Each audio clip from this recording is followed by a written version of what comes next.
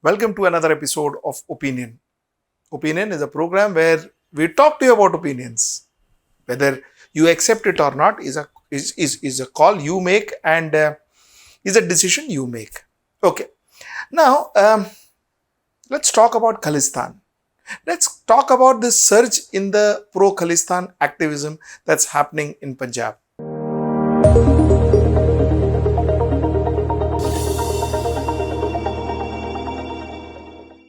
You see, if you actually look at it, a lot of experts opine, a lot of experts say that Khalistan is something that started off in very late 60s, early 70s. That's when this concept of Khalistan started. But Khalistan was not a communal demand, which means Khalistan was not a demand to have a separate Sikh country.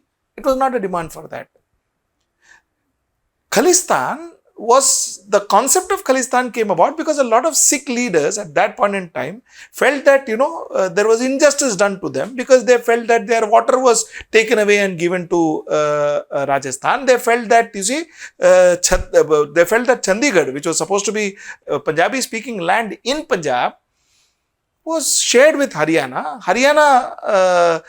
There's a lot of Punjabi speaking province in Haryana, which should have technically been part of Punjab. So it was basically a problem. It was more of a linguistic problem than a Sikh versus non-Sikh problem.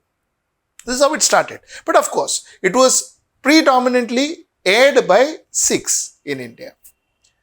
Now, this is how the genesis of Khalistan happened. And after that, things got aggravated, especially in the 80s. Things got aggravated. We saw people like Bhindranwale and all of those who gave this a violent shape. And 1984 happened. 1984 when Mrs. Gandhi was the Prime Minister of India, and we had the Operation Blue Star. After the Operation Blue Star, this became very, very serious when Mrs. Gandhi was killed. After Mrs. Gandhi's assassination, you had the 1984 Sikh riots. So that's how the Khalistan movement grew. But then, come 90s, actually, this movement tapered down.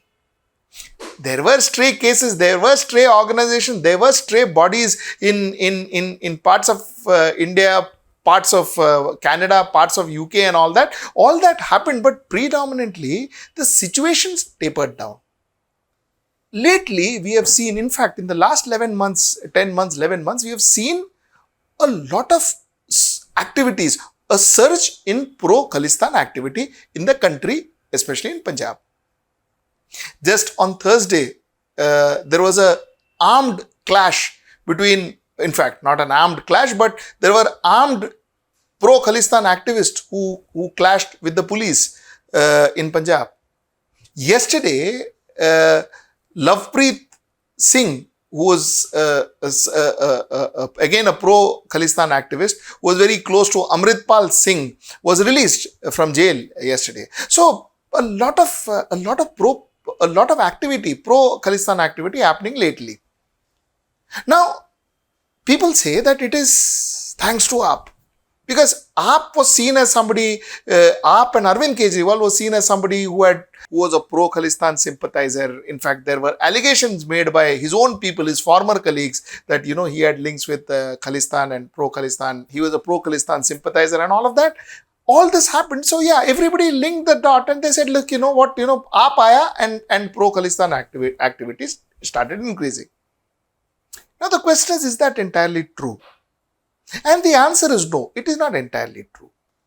2015 saw the sacrilege of the Guru Granth Sahib, which is the holy book for Sikhs. Now, after that, in 2015, mind you, it was BJP Akali Dal government. The culprits were not brought to books. From 2015 till date, the culprit was not brought to books. In 2017, Arvind Kejriwal and Congress and everybody made a huge hue and cry this sacrilege and the fact that, this is not brought to books. They made a huge hue and cry, and rightly so. Actually, rightly so. It's a shame on our country that the Guru Granth Sahib was desecrated. It was a shame on our country. So they had created a lot of hue and cry. This was made into an election issue in 2017. 2022, again, it was made into an election issue. While the act was absolutely shameful, but a lot of politicians use that as a political tool to win seats, to win hearts of Sikh voters especially, and to win seats in Punjab. So they fanned this communal fire. That was one of the main reasons why there was a surge in pro-Khalistan activities in Punjab. That said, the AAP factor is also detrimental to this entire situation, is because, let us understand, AAP is not a very experienced bunch of people. AAP handled Delhi fine, but handling administration, handling water supply, handling electricity, giving free transport is one. Handling home affairs is a completely different ballgame altogether. A situation like the Pro-Khalistan movement has to be handled by very experienced hand. Has to be handled by somebody who understands home ministry, internal security very, very well. I don't think Arvind Kejriwal or any of his people have that kind of experience or the knowledge or the skill sets to handle this kind of situation. And that is making the situation worse. I don't think Arvind Kejriwal is able to manage, or Mr.